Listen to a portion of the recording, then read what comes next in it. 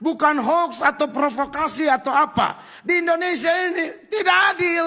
Kita Kristen dianggap minoritas, kita salah mulu. Salah mulu.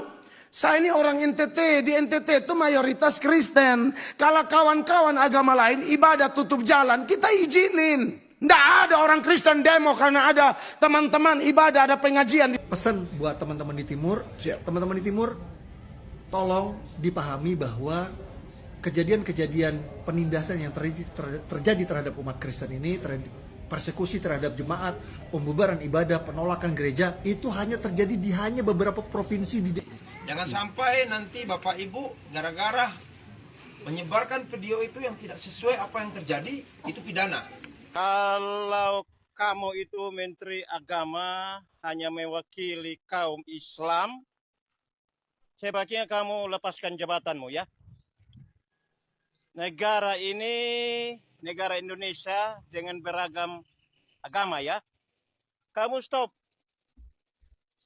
membuat program-program cinta, damai dan sebagainya untuk kasus Padang. Gesekan ya, bertamu saja ke kampung orang itu harus ada lapor 1x24 jam ya kan. Konon lagi membangun tempat ibadah, memang ini katanya Indonesia. Kita selesaikan semua masalah tersebut dengan teman-teman dari timur, dari Flores, Manado, bahkan dari Papua sendiri mengatakan bahwa mereka akan merencanakan pembalasan di timur sana. Tembok yang masuk kepada saya seperti ini. Nah, ini salah satu teman kita dari timur. Efek samping dari pembubaran ibadah yang terjadi di hari Minggu kemarin, ada banyak sekali teman-teman dari timur, dari Flores, Manado, bahkan dari Papua sendiri mengatakan bahwa mereka akan merencanakan pembalasan di timur sana. Ada banyak video-video kita lihat ya, bahkan banyak juga komen-komen yang kita baca di setiap video yang viral kemarin. Ada banyak komen-komen dari teman kita dari timur mewakili perasaan mereka yang kecewa, marah dan ingin membalas ya teman-teman. Dan ada juga inbox yang masuk kepada saya seperti ini. Nah, ini salah satu teman kita dari timur ya guys, inbox saya. Malam kakakku yang tercinta, kami akan balas sampai di mana mereka berada. Apalagi di sini banyak orang Padang, banyak. Kami akan, baca aja sendiri guys. Jadi dia udah kayak kerasukan setan dan ini mewakili dirinya dan orang-orang di timur sana guys. Walaupun saya sudah memberi dia nasihat, tapi dia masih dendam sekali melihat perbuatan pembubaran ibadah kemarin guys. Jadi semuanya ini sangat mewakili suara orang-orang yang dari timur sana. Mereka 99% di sana adalah Kristen, tetapi begitu bebasnya orang-orang non-Kristen untuk beribadah, bahkan masang toa juga bebas. Tapi ketika kebaikan mereka, toleransi mereka justru dibalaskan dengan pembubaran ibadah. Walaupun itu di Sumatera, di Padang ya teman-teman, di Jawa. Jadi semuanya itu sangat mewakili hati mereka, bahkan mewakili hati orang-orang Kristen pada umumnya. Jadi perkara ini udah berat sekali guys, berat sekali. Kalau pemerintah tidak bertindak tegas, kemungkinan besar akan terjadi pembalasan di bagian timur ya. Tapi saya mau katakan teman-teman, jangan kita melakukan tindakan konyol ya. Kita merasa sedang membela agama, kita membalas, berniat membela agama, tapi ternyata kita bukan sedang membela agama, ternyata kita sedang berbuat dosa. Karena apa? Tuhan Yesus jelas mengatakan, apabila ditampar pipi kirimu, beri pula pipi kananmu. Dengan demikianlah kamu mengalahkan kejahatan itu dengan kebaikan. Karena kejahatan memang dirancangkan oleh si iblis. Apabila kejahatan yang telah dirancangkan si iblis, lalu kita balas lagi dengan kejahatan, dibalas lagi dengan kejahatan, saling berbalas sampai keduanya hancur jadi debu, maka si iblislah yang tersenyum dan pesta pora.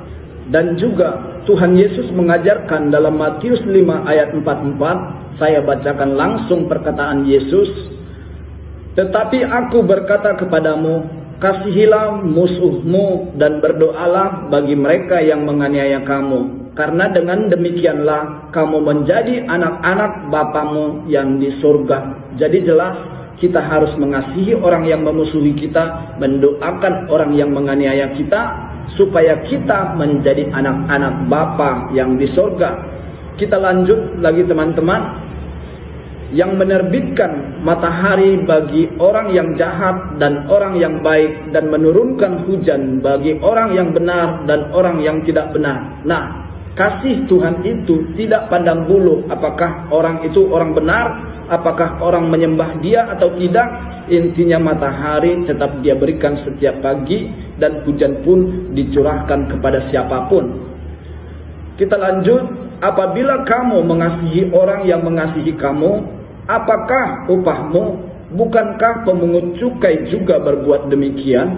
Dan apabila kamu hanya memberi salam kepada saudara-saudaramu saja, apakah lebihnya daripada perbuatan orang lain? Bukankah orang yang tidak mengenal Allah pun berbuat demikian? Jadi kalau kita hanya mengasihi orang-orang yang mengasihi kita, sesama kita, kita tidak mengasihi orang yang memusuhi kita, kita tidak ada bedanya dengan orang-orang ateis, orang-orang yang tidak punya Allah. Tetapi kenapa kita harus mengasihi orang yang memusuhi kita, mendoakan orang yang menganiaya kita, supaya kita menjadi berbeda, karena kita adalah anak-anak Allah Bapa yang di surga. Dan kita lanjut lagi, karena itulah kamu harus sempurna, sama seperti Bapamu yang di surga adalah sempurna. Jadi jelas guys, tidak ada alasan buat kita untuk membalas. Jangan kamu merasa membalaskan semuanya itu, dendam yang di dalam hatimu. Kamu menganggap dirimu sedang berbuat bakti bagi Allah, kamu menganggap dirimu sedang membela agamamu. Ternyata kamu sedang berbuat dosa, ternyata kamu sedang melanggar ajaran Tuhan Yesus. Jadi jangan konyol, jangan kamu hancurkan hidupmu karena perbuatan buruk orang lain. Mereka yang intoleran, ya sudah biarlah mereka. Jangan gara-gara itu lalu kamu membalas, lalu kamu masuk penjara, lalu kamu masuk neraka karena melanggar ajaran Yesus. Jadi berpikirlah sehat, berdoalah, doakan dirimu agar tetap sabar, doakan mereka yang intoleran. Tuhan Yesus memberkati. Ini aja nih bapak-bapak terkasih. Kalau kita lihat berita-berita di media sosial, apa yang terjadi di Jawa Barat, ya kan? Apa yang terjadi di Padang kemarin. Orang Kristen hanya beribadah di rumah. Padahal SK 2 Menteri itu tidak melarang orang Kristen ibadah di rumah. Namanya orang berdoa di rumah, salahnya di mana? Tetapi di Indonesia ini kita harus akui, ini sudah fakta, bukan hoax atau provokasi atau apa. Di Indonesia ini tidak adil. Kita Kristen dianggap minoritas, kita salah mulu. Saya ini orang NTT, di NTT itu mayoritas Kristen. Kalau kawan-kawan agama lain ibadah tutup jalan, kita izinin. Tidak ada orang Kristen demo karena ada teman-teman ibadah, ada pengajian di situ. Nggak ada Pak. Padahal Kristen di NTT itu otak miring banyak. Ya kalau orang tidak ada kasih Kristus, kita tidak mendengar firman dari sekolah minggu, repot urusannya. Kita bersyukur di agama kita tidak diajarkan kebencian. Di agama kita ajarkan doakan musuhmu, balaslah kejahatan dengan kebaikan.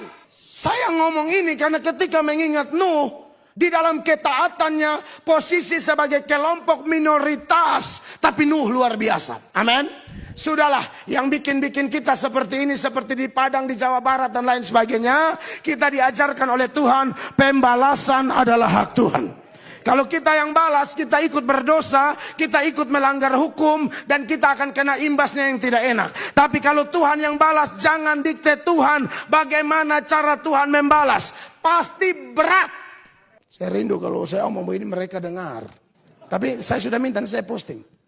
Saya percaya kok Indonesia ini masih aman. Karena masih ada orang-orang Kristen yang murah hati. Orang-orang Kristen yang berkorban. Orang-orang Kristen yang berdoa. Demi kepentingan bangsa ini. Saya beriman begitu. Saya tidak bisa bayangkan kalau tidak ada lagi Kristen di bangsa ini. Entah apa jadinya bangsa ini. Amin. Makanya Anda jangan peduli dengan istilah minoritas, pusing amat. Betul, jumlah kita minoritas. Tapi kita punya kuasa mayoritas yang datang dari surga. Menteri Agama, ini saya Gembel dari Kupang ya. Kalau kamu itu Menteri Agama hanya mewakili kaum Islam, sebaiknya kamu lepaskan jabatanmu ya. Negara ini, negara Indonesia dengan beragam agama ya. Kamu stop membuat program-program cinta, damai dan sebagainya untuk kasus Padang. Hei, Menteri, kami orang Kristen sudah cukup diajarkan tentang cinta kasih. Kamu saja yang membuat kerusuhan di negara ini dengan segala macam bentuk programmu. Ya, stop kamu Menteri, stop. Kamu kira kami orang Kristen ini diam karena takut? Kami takut karena ajaran Tuhan Yesus. Ya, Menteri, stop. Stop, Menteri. Jangan kau publikasikan dengan program tai kucingmu rasa coklat, ya. Kamu stoplah. Kamu berkicau yang tidak ada jalan untuk mendamaikan umat ini. Sudah berapa kali tahun ini di Indonesia umat Kristen ditindas. Kamu stop dengan program damai dan cinta segala macam itu, tai kucing kau. Pengen pesan buat teman-teman di timur. Teman-teman di timur, tolong dipahami bahwa kejadian-kejadian penindasan yang terjadi terhadap umat Kristen ini, persekusi terhadap jemaat, pembubaran ibadah, penolakan gereja, itu hanya terjadi di beberapa provinsi di Indonesia bagian barat. Oknum tertentu aja Pak ya. Hanya ada beberapa provinsi di Indonesia bagian barat. Selain daripada itu, aman, tentram, gemah, ripah, lojinawi, kondusif. Cuman di 2 provinsi ini yang ada barbarnya ini, aku nggak usah sebut lah namanya apa. Jadi harus dipahami bahwa ini sangat sporadis, sangat terisolir di 2 provinsi itu. Jadi percayakan sama pemerintah. Ya, tugas kita cuma satu. Kita tuntut pemerintah supaya hadir. Pemerintah supaya hadir, supaya pemerintah memberikan kepastian kebebasan beribadah untuk umat Kristen di daerah-daerah ini. Itu aja, ya. Jadi jangan main hakim sendiri, jangan bikin gerakan apa-apa, percayakan sama pemerintah. Kita berusaha berjuang, kita menyuarakan ke pemerintah dulu. Itu dulu, karena itu tugas mereka. Bukan tugas kita untuk mentertibkan orang-orang itu. Apalagi melakukan aksi balasan, jangan ya. Jadi video Pak Abu Janda yang kelihatan keras itu sebenarnya hanya mau mempertajam, ayo dong, undang-undang kita tuh harus jelas. Tujuan aku semua video-video aku selalu mengadres itu melayangkan. Seluruh videoku aku bikin itu melayangkan kepada pemerintah. Karena mereka sebagai pemangku jabatan, mereka sebagai regulator, mereka seharusnya yang bergerak gitu. Jadi aku selalu menekankan, ini semua kita harus tuntut pemerintah agar turun, agar hadir. Itu dulu. Seadil-adil mungkin. Iya dong. Ya. Jadi kita nggak boleh kita main sebagai rakyat, kita main hakim sendiri, apalagi sampai berbenturan. Jangan. Tidak boleh. Jangan. Siap. Pak Abu Janda keren banget. Terima kasih banyak buat waktu tak disengaja bisa ketemu dan ini kesempatan emas. Salam damai Indonesiaku. Manyala Abang. God bless you. Yang tidak ikut.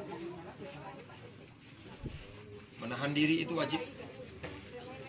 Yang ketiga, Bapak Ibu silakan mengambil video. Saya melarang, susah saya melarang. Tapi cukup jadikan dokumentasi atau untuk dilihat-lihat. Ya. Tidak saya izinkan berdasarkan undang-undang Bapak-bapak, Ibu-ibu upload mengatakan ada sara. Tidak boleh. Ya. Apalagi Bapak Ibu tidak tahu ceritanya.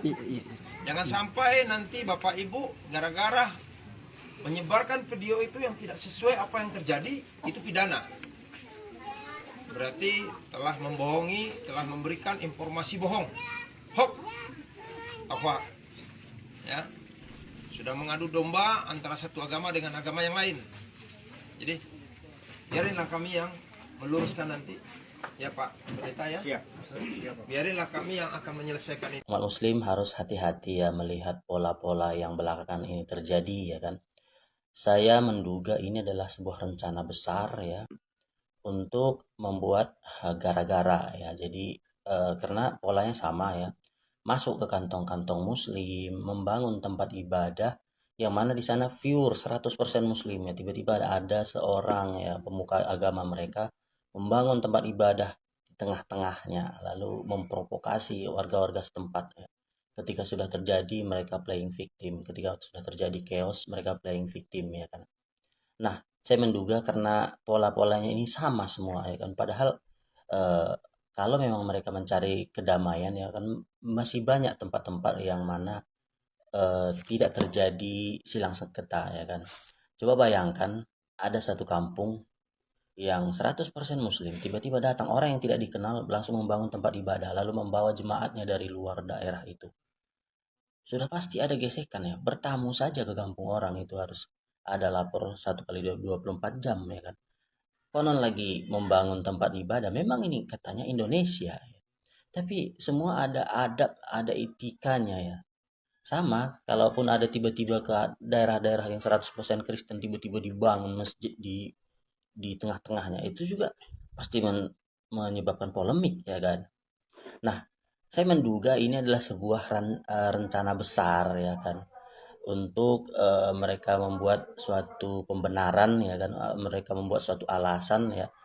Kita bisa berkaca kepada tragedi Poso dan tragedi Ambon ya. Saya takutnya itu ujung-ujungnya ya mereka. Assalamualaikum warahmatullahi wabarakatuh. Kami dari Kesatuan Ormas Kota Padang hari ini membersamai warga yang tadi sedang berkumpul terkait menyelesaikan, menolong, menyatukan rasa karena ada 5 orang lagi saudara kita yang masih di Polresta terkait dengan kasus kemarin. Ada insiden disebabkan provokator dari pihak jemaatnya Pak Daci yang mengatakan sebaiknya perang saja Kristen dengan Islam. Ini memancing sekali sehingga respect dari 5 orang saudara kita di sini memukul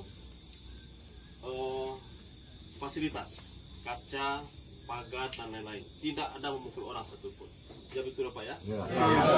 Tidak memukul orang, tidak menyenggol anak-anak dan tidak ada bersikap lebih dari itu. Hanya respect otomatis ya karena terpancing itu saja. Maka itu hari ini kita ingin buktikan bahwa ternyata masyarakat Padang Sare sampai hari ini bersabar, menahan diri, tidak terprovokasi dan tetap sabar di rumah. Ibu-ibu ya? Ya. Ini ibu-ibu kita, suami beliau punya tanggungan. Itu apa ibu? Suaminya bu? Buruh harian lepas. Jadi ini penyebabnya karena provokator. Kami berharap kepada pemerintah, aparat penegak hukum, tadi juga dengan kami Bapak Babin, Kantipmas. Kami mendukung kepolisian supaya selesaikan masalah ini dengan cepat dan mohon bebaskan saudara kami. Dan kalau memang ditegakkan hukum, tegakkan dengan adil, tangkap juga provokatornya, tangkap juga pendetanya. Karena kami tahu pendeta itu datang dari luar lembaga jemaat dan tidak mengantongi izin dan meresahkan warga sekitar. Bukan hanya orang Islam, tetapi juga orang non-Islam di sana merasa resah dengan kegiatan mereka. Dan itu kenyataan di lapangan. Mohon kepada semua orang luar Sumatera Barat, jangan berkomentar sembarangan. Kami Minang bukan intoleran, tapi kami sangat toleran. Ranah Minang mengajarkan toleransi kepada Indonesia, bahkan dunia. Kita punya gereja di depan Masjid Nurul Iman, gerejanya orang Mentawai. Jika ramai mereka ada acara di gereja itu, parkirnya penuh, kita persilakan parkir di parkiran Masjid Nurul Iman. Sampai hari ini tidak pernah melayang batu ke gereja. Ini hanya murni karena terpancing oleh provokator yang hendak bikin keruh di negeri kami Padang Sare, Kota Padang, Sumatera Barat, anak Minang. Kepada orang-orang Minang di luar sana, tolong dibantu, bantu orang kampung awak. Mereka terfitnah, mereka terlalu dibuli. Bantu kami, bantu mereka, sanak-sanak awak. Mereka tidak bersalah, hanya terpancing emosi saat. Maka itu kita berharap pemerintah bersikap bijak dan kami tetap menahan diri semuanya. Membuktikan hari ini tidak ada yang bereaksi melebihi batas aturan hukum. Demikian, ada tambahan dari Bapak? Cukup? Cukup, sudah. Baik, terima kasih. Assalamualaikum warahmatullahi wabarakatuh. Allahu Akbar. Allahu Akbar. Allahu Akbar. Gibran Rakabuming Raka menunjukkan kepeduliannya kepada anak-anak korban penyerangan kaum intoleran di Padang. Rabu 30 Juli lalu, Mas Gibran langsung terbang mengunjungi anak-anak itu. Di video yang diupload, Mas Gibran terlihat akrab ngobrol dengan anak-anak itu. Dia pun terlihat membagikan mainan dan alat tulis bagi 23 anak-anak. Salah satu orang tua, Andreas Gulo, bilang anak-anaknya seneng banget dikunjungin langsung sama Mas Gibran. Mereka sangat gembira. Kami sebagai orang tua juga senang sudah dikunjungi Pak Wapres, kata Andreas. Dia juga berharap anak-anaknya bisa cepat move on dari kejadian yang bikin mereka trauma. Buat yang belum tahu nih, tanggal 27 Juli 2025 terjadi penyerangan brutal di rumah doa milik jemaat GKSI Anugerah Padang. Saat itu sekitar 30 anak mengikuti pelajaran agama Kristen. Tiba-tiba sekelompok warga menyerbu, teriak-teriak, bubarkan, lempar batu, rusak jendela pakai kayu, mutusin kabel listrik, sampai hancurin fasilitas rumah doa. Akibatnya, anak perempuan berusia 11 tahun dipukul kayu sampai kakinya luka parah dan susah jalan. Dan anak lain yang berusia 13 tahun ditendang sampai punggungnya cedera. Banyak anak panik, nangis, dan ketakutan. Aktivitas belajar dan ibadah langsung berhenti total. Kepolisian daerah Sumatera Barat telah menahan 9 orang sebagai tersangka dalam kasus perusakan dan pembubaran paksa rumah doa. Pemerintah Kota Padang melalui Dinas Sosial dan Kesehatan menyediakan program pemulihan psikologis bagi anak-anak korban. Apa yang dilakukan Mas Gibran ini patut dicontoh. Di tengah kondisi yang sensitif kayak gini, ada unsur kekerasan, intoleransi, dan anak-anak jadi korban Mas Gibran datang langsung. Bukan buat cari muka, tapi buat buktiin bahwa negara benar-benar hadir. Di saat banyak pejabat cuma main aman aja, Mas Gibran justru milih turun ke lapangan. Padahal nggak bisa dipungkiri, Gibran adalah tokoh politik muda yang lagi dalam sorotan besar. Sejak jadi cawapres dan akhirnya menang bareng Pak Prabowo, Gibran tuh nggak pernah lepas dari serangan. Mulai dari tuduhan dinasti politik, dicap anak ingusan, sampai digoreng terus soal pemakzulan karena dianggap cawapres termuda yang nggak sah. Belum cukup di situ, waktu udah resmi jadi wapres pun dia sempat dikirim ke Papua buat menangani konflik di sana. Banyak yang bilang itu jebakan politik, tapi justru di tengah semua tekanan itu, Gibran nunjukin sesuatu yang beda. Dia buktiin bahwa dia nggak cuma ngerti teori politik, tapi juga paham lapangan. Dari Papua yang panas sampai Padang yang dibungkam intoleransi, dia hadir buat rakyat. Mas Gibran buktiin kalau politik itu bukan sekedar debat di parlemen, tapi aksi nyata. Serangan boleh terus datang, mau yang receh, yang personal, yang nyinyir, dia tetap jalan. Rakyat tuh nggak butuh pejabat yang jago ngomong di TV, tapi yang hadir waktu rakyat susah. Dan dia lagi buktiin itu, bukan lewat kata-kata, tapi lewat aksi. Lanjutkan Mas Gibran. Indonesia kembali resah. Kenapa banyak orang Islam yang murtad? Mereka tidak lagi tertarik dengan pelaksanaan Islam yang dipraktekkan oleh para tokoh, organisasi, dan kelompok mayoritas Muslim di Indonesia. Katakanlah mereka keluar Islam karena seringkali melihat citra Islam yang damai itu dibajak oleh para pengikut menjadi agama yang keras dan tidak toleran. Mengapa demikian? Karena dari aspek inilah sesungguhnya kita mengetahui bahwa motif orang pindah dari Islam itu bukan disebabkan oleh sebab-sebab material dan iming-iming kehidupan duniawi, tapi ini disebabkan oleh kelemahan kita sebagai pemeluk Islam untuk menampilkan Islam sebagai agama yang penuh kasih sayang pada sesama makhluk di dunia ini. Dan tokoh-tokoh masyarakat, beliau sudah mengatakan minta ampun, minta maaf, dan tolong barang ini jangan dibesar-besarkan lagi. Ucapan-ucapan beliau yang kemarin itu ada kehilapan dari beliau, dan mudah-mudahan tokoh-tokoh di Beting, masyarakat, pemuka agama sekaligus yang membuat statement tadi sore, mudah-mudahan legowo menerima kata maaf dari beliau, dan mudah-mudahan bertemu pun kita sama beliau tidak ada tutur kata yang tidak baik lagi, dan pada malam hari inilah kita selesaikan semua masalah tersebut dengan kata